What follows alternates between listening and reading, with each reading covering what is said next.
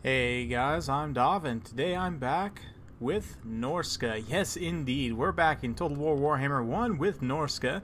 Gonna be fighting the Beastmen. This is actually Turin playing the Norsca. I am playing the Beastmen.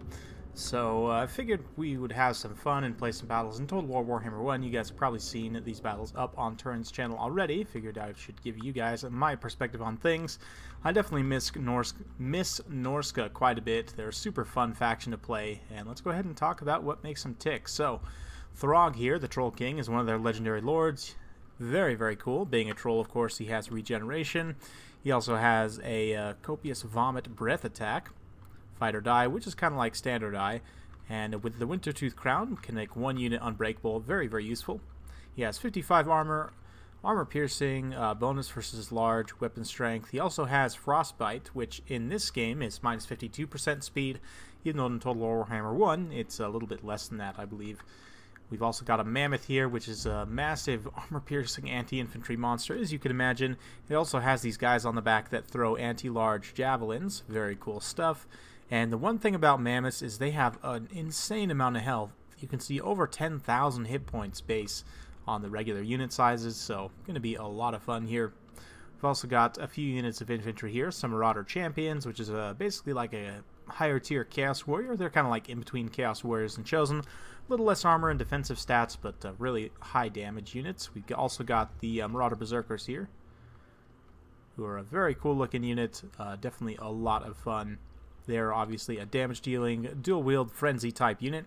And it's worth noting all of the Norscan units have this Enrage or Berserk army-wide ability, which, as you can see in stages, levels up their leadership, then gives them physical resistance, then finally melee attack, the longer they're in sustained combat. I've also got a couple of Marauder Javelins here. Javelins, of course, the Javelin Infantry are unique in that they have a bonus versus large. Not the most armor piercing, but hey, that bonus versus large helps. Also got a couple of Marauder Spearmen for some cheap anti-large, and that's pretty much it. Death Shaman Sorcerer here. Looks like Spirit Leech and Fate of Buna, which of course their spell costs are all different in this. They have been tuned. And here we have the Regiment of Renown, Brutes of the Hound, the Unbreakable Norscan Berserkers. Very, very cool looking units. On my end, I've got a couple of Centaurs with throwing axes here.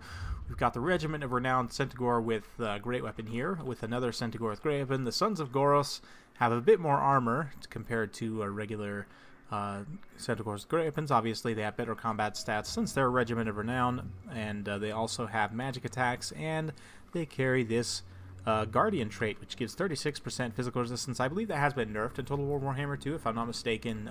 The one that the Tomb Prince has is only 22%. I might be wrong about that, but if Gorble is standing in that area of effect, he'll get that Guardian trait, which is very nice.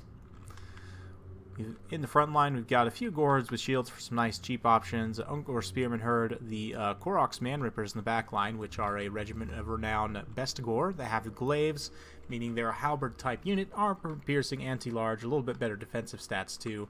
One thing about Bestigor is they got more unit models, up to 75 in Total War Warhammer 2, and it really helped them out. Previously they were only at 60 unit models, and they tended to struggle pretty badly.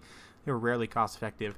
That being said, Morgr the Shadowgave was a lot stronger back in the day. He has 4 Chaos Spas and summons rather than 2, because each of his abilities has 2 charges rather than just 1. The Staff of Ruinous Corruption, let's see, the Spirit Essence of Chaos, this one you can actually target where you want it, rather than it just going off on a nearby wounded unit, so that was useful. We've also got another unit of regular Centaurs over on the far side and a Bray Shaman Lore of Wild, so let's go ahead and kick things off. Sorry for the long-winded introduction, but some units and Regiments of Renown we haven't seen for quite a while, so I wanted to kind of refresh your guys' memory on that. So let's go ahead and get things underway right off the bat. I'm going to be bringing up my Centaurs with throwing axes, trying to pitch some axes into the side of the formation here, potentially throw at the Giant, but Turin, seeing my Gambit's going to drop the Fate of Buna, which costs quite a bit less magic in this game, so it's going to do a ton of damage to those Centaurs with throwing axes. This unit is pretty much gone off the battlefield after that, so meanwhile we're just pushing forward with the Gors, just trying to find a good meeting point for my opponent. Honestly, Turin's force is pretty scary for me. I feel like I can deal with this infantry line very well, but I have very few answers to this Soul Crusher Regiment of Renown Mammoth here. And the Soul Crusher, I'm not 100% sure. Don't remember what the special specialty about the Soul Crusher is, but it's special in some way. It's a Regiment of Renown, so you can see the javelins tossing in their anti-large javelins here. Because the Centaurs are unarmored, they are going to take a ton of damage here. You can see one unit has been rounded off. Another unit's going to, once he starts focusing on them, is going to start taking a ton of damage here. And yeah, these javelin men are going to open up and just lay waste to the Centaurs, pulling back into the forest to try and protect from that fire. Now we're going to spring this side loose. Now that we're a little bit engaged here, we're just going to collapse super heavy with the Centaurs here and try and alpha strike these Marauder champions here. Just coming in, crushing with that armor-piercing damage. The Sons of Goros also protecting that Gorbel there, but here comes Throg with his anti-large. And the Brutes of the Hound have obviously beat my Goreherds in melee. A really nice devolve, though, coming in here. And, yeah, meanwhile, in the mainline fight, you can see the Mammoths coming in here. This is a really bad situation. I need to get Morgr the heck out of here. He's currently in a really bad situation standing next to this Mammoth. And unfortunately, I'm not going to be able to micro him away very effectively. What was protecting him here, these Koroks Man-Rippers, actually routed off. And I honestly need to get Morgr the heck out of here. I do not want to stand and fight this Mammoth. Unfortunately, a lot of my forces have been routed off. Another Fated Unit there taking out the Sons of Goros. And my Brave Shaman is making himself useful in the back line, racking up 33 kills so far, and getting a few nice Vile Tides as well. And I'm just constantly applying pressure in every direction, trying to get on those Marauder Hunters. I do need to take them down as quickly as possible here. Gorbel fighting up against Throg in the battle of the heavyweights here. And yeah, Gorbel is going to take a lot of damage here. He'll be able to dish out a bit of damage against Throg, but the rough thing is he's not going to be able to escape from Throg because of that Frostbite. His speed is going to be severely debuffed, so he's not going to be able to get out of there. You can see Morgr is taking a ton of damage from that Mammoth. I really need to get him out. Unfortunately, I'm just not microing him effectively. And yeah, you can see another Spirit Leech coming down as well, so just really going heavy on trying to take Morgr down. Here comes Throg and the rest of his Pound Squad to just finish him off. And with the lack of leadership from Morgr being gone, the Beastmen are not going to be able to hold up. I'm trying to do everything I can, dropping a really nice devolve here and getting a good surround with a lot of regrouped Centaurs. We should hopefully be able to use that to rout off some of these units. You can see all the infantry, for the most part, routing off, except for the Berserkers here, but Morgr does go down. Throg and this Mammoth just beat him to an absolute pulp somewhere in this muck and mire here, so... yeah, unfortunately with that, the balance power is going to start shifting more and more in my opponent's favor. My Beastmen now don't have the leadership to stand up to the terror of the Soul Crusher. I might have been able to wear him down with the Koroks Man-Rippers and the Spearmen. Honestly, it's a bit dicey, but Throg and the Soul Crusher just being so healthy here, despite the fact that I was able to take out all of his infantry, you know, just the monster mash at this point is too much for me, and this Mammoth and Throg are going to carry the day here. And it will be a victory for Norsca. So very fun battle. Well played, Turin. He's going to kind of wrap my forces up a little bit here. And I do have another battle to show you guys. I'm also going to show the Chaos versus Norsca battle, which we played. Of course, we did battle of Norsca versus all of the factions that are currently missing their regiments of renown. So Wood Elves, Bretonnia, Beastmen, and Chaos. So today we're going to look at Beastmen and Chaos, and then the next time we'll look at Bretonnia and the Wood Elves. So yeah, we're just going to kind of watch as the Mammoth comes in to finish things off here. Just really at that point the battle's pretty much over. So well played to Turin there. And yeah, just the Mammoth and Throg. You can see I pretty much finished off all of his infantry, but just the Mammoth and Throg together were too much to take down. That if I'd been able to protect Morgr and my Centaurs with throwing axes and some of my other tools into the late game to deal with them, once all the infantry were gone, we would have been very effective in dealing with them. But unfortunately, just he took out all my tools early on, and then once it came down to it, it was a very close battle in the end. But just Throg and the Mammoth, too much to cut through for the Beastmen, unfortunately. For myself, 124 kills on these Centaurs, pretty nice. They got into the back line and cleaned up a lot of skirmishers and routing units and so on. The Sons of Goros came in and got one good charge, but then they kind of got Fate of Unit, and I'm glad they increased the cost on Fate of Unit because it was way too cheap before, to be honest. So let's go ahead and jump into the next replay here. That's going to be this one. So this time I've got Chaos, which I honestly believe is a very good matchup against Norsca. We'll kind of talk about some of Norsca's weaknesses in this particular battle. Number one is they have weakness to fire, hence the Fire Sorcerer here. And you can see I've got a couple regiments of renown. We've got 4 Marauders, a little bit of Chevrons, 4 Forsaken. One of them is the Regiment of Renown Demon Spew, who we'll take a look at in just a moment. We've got some Chaos Knights with lances, the Swords of Chaos, a regiment of renown, which we'll also take a look at, and 2 units of marauders just with javelins, since Norsca is a relatively low armor faction. Kolek, of course, for the armor-piercing anti-large. Turin's gone with Throg for, again, armor-piercing anti-large. Famir Balefiend, which is a really cool kind of a hybrid melee caster character. He has Lore Shadows. We've also got a Skinwolf Werekin, which is kind of like the Gorbel equivalent, if Gorbel had regeneration and was a big werewolf-type creature. Let's take a look. Where is he at here? There he is. This guy. These guys were pretty overpowered when when Norsca first came out, but they've since taken some nerfs, and I think in Game 2 that a lot of factions have enough tools that they'll be able to deal with these guys without too much trouble. So let's take a look. They're regenerating, frenzy, armor-piercing, anti-large, 70 armor, so you can start to see they're 69 speed, so roughly the speed of heavy cavalry. You can start to see where the issue lies with this unit. It's regenerating, armor-piercing, anti-large, very, very strong unit. We've also got a few units of proper Famir here. These are the ones with great weapons. They've got an armor-piercing anti-large, as you would expect from a great weapon monstrous infantry. They don't have the best combat stats, but they deal magic damage. They have some armor sundering and 110 armor, so some kind of neat utility there. They also have some decent missile resistance at 22% with this From the Mist ability. Very fun stuff, which I believe that comes from the Famir Balefiend here. So the Balefiend is, again, armor-piercing, not the best combat stats, but much better than your typical caster, obviously. It does have the armor sundering as well, and they can take either shadows or fire, I believe, if I'm not mistaken. Yeah, Penumbral Pendulum, Enfeebling Foe, and Milkos Mystifying Miasma.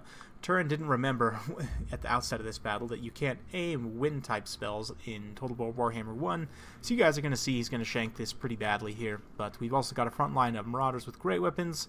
Let's see, we've already covered Throg. Maws of Savagery are a regiment of renown unit of Skinwolves. Again, 70 armor, armor-piercing, anti-large, frenzy, regeneration, heavy cavalry speed. Big, nasty unit. Also got 2 units of Norscan Ice Wolves, who come in less unit models than your typical wolf-type unit, but they have a lot more weapon strength, and they also have this frostbite ability, as a lot of Norscan units have. I believe I've pretty much covered everything. Let's go ahead and take a look at the Chaos Regiment of Renown briefly before we really get into things here. So the Demon Spew. These guys are a regiment of renown Forsaken. You can see they look all kinds of nasty and sickly. They are blessed by Nurgle, let's say. As a result, they have poison attacks. They also have the Swarm of Flies ability, which is a -8 melee attack and a pretty decent area of effect radius, so a very strong unit. The Swords of Chaos are a much smaller unit of Chaos Knights, but they're significantly more elite. Armor-piercing weapon strength, a massive charge bonus for a sword-type cavalry. They have great combat stats, 120 armor, you know, impeccable leadership. They have the Guardian trait, which is their main kind of role, is a bodyguard-type unit. They also have the Apocalyptic Charge, which increases charge speed and speed of units in a radius. Very strong when combined with Kolek. As you can imagine, Kolek with 36% physical resistance is very, very scary.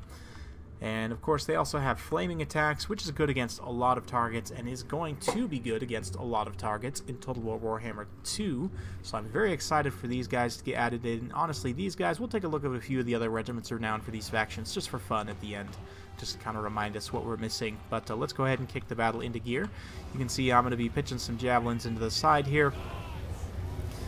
And doing some pretty solid damage, honestly, to the Marauders with great weapons. Obviously, the Norscan Ice Wolves are also low armor, so if we can get some damage on them, that's very nice. Unfortunately, my units over on this side have been caught. They got hit by Milkos Mystifying Miasma, and then the Norscan Ice Wolves hit him with that Frostbite, and there's no way they're getting away from that, so these guys are done for, unfortunately. But they have managed to draw a lot of Turin's forces away from this mainline area. That being said, we've been able to do some effective skirmishing so far, but we are going to get possibly caught up here. If we can lead his Norscan Ice Wolves on a goose chase or else into an unfavorable engagement, that's going to be ideal here. But you can see just a little bit of positioning here as the two armies prepare to meet each other. We'll go ahead and soak up some of this cinematic action as Kolek leads the charge for the forces of chaos and clashing into the Norscans. The Famir honestly don't have the best combat stats, and you can see the Swords of Chaos just lancing through the center there. These Chaos Knights with lances also just absolutely pummeling these light armor targets. The Marauders with Great Weapons took a ton of shock damage and are already off the battlefield. So we've been able to collapse this flank very, very heavily. You can see Lord of the Storm going off on the Marauder champions over on the far side. So we did actually have some Marauder champions over here. Going to be a little bit more of a pitched engagement against these Forsaken and my own Marauders here. So, but we do have more unit models. We're able to take down the Norsca Ice Wolves without too much trouble with the Forsaken. The Maws of Savagery are going to be a pretty big pain. You can see they're doing a lot of damage to the Chaos Knights with lances here. So they're kind of soaked in. Their armor-piercing anti-large is going to be very good against these Chaos Knights. But here in the center, of course, they all have the regular weakness to fire that regeneration carries, so Flaming Sword of Ruin and the Swords of Chaos are going to be the bread and butter here. Just kind of cycling Kolek out, trying to isolate Throg here. We have been able to do so fairly effectively, so you can see if the Swords of Chaos are able to get attack animations on him, they'll do a lot of damage, but Throg definitely not too happy about the situation, deciding to vomit on them slightly. And now trudging back towards this mainline engagement here. We do have the Demon's View wrapped up, which means all these units in this pocket here, if we go ahead and take a look, these Demon's View, yeah, all the units in this pocket are suffering that -8 melee attack, in addition to the poison that any of the Demon's View unit models are hitting, and we're just dragging them into the absolute pits, meaning that Kolek, who's already an incredibly powerful force, and the Swords of Chaos here are going to do even more damage. And just perpetually dropping that Flaming Sword of Ruin. Looks like we're going to be dropping it one more time, getting a nice timing burst against all of the Skin Wolves and Throg himself. Which, I mean, you'll pretty much see Skin Wolves in just about every matchup because they are a really, really good unit for Norsca. So, fire damage, much like against the Tomb Kings and against the Vampires, I would say, definitely go with fire damage up against Norsca.